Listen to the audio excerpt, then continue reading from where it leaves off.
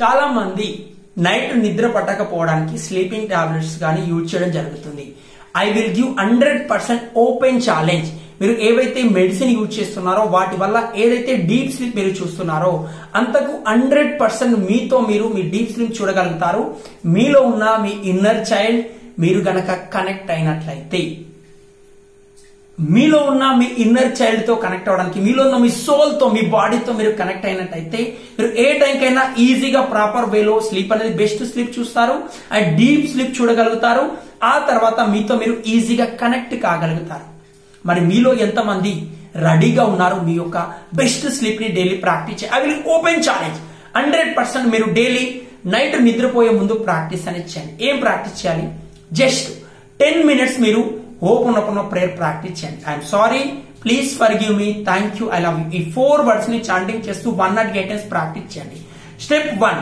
Step 2 వచ్చేసి మీరు ఏదైతే మెడిసిన్ యూజ్ చేస్తే ఏదైతే డీప్ స్లీప్ చూస్తున్నారో దానికోసం మీరు మీ దగ్గర ఉన్న నార్మల్ వాటర్ బాటిల్ తో ఆ వాటర్ కి మీరు పాజిటివ్ వర్డ్స్ ని ఇస్తూ, I'm sorry my dear body, నా బాడీలో ఉన్న నెగిటివ్ ఎమోషన్స్, ఈ వర్డ్స్ ని రెగ్యులర్ గా రిపీట్ చేయండి. I'm sorry my dear body, నా బాడీలో ఉన్న ఈ నెగిటివ్ ఎమోషన్స్ వల్ల నేను ఎక్కడ ఫోకస్ అనేది చేయలేకపోతున్నాను, ఎవరితో కనెక్ట్ కాలేకపోతున్నాను, బెస్ట్ స్లీప్ చూడలేకపోతున్నాను, దయచేసి నన్ను క్షమించు. నాలో ఉన్న ఈ ప్యాటర్న్స్ అన్నిటిని 100% యాక్సెప్ట్ చేస్తున్నాను.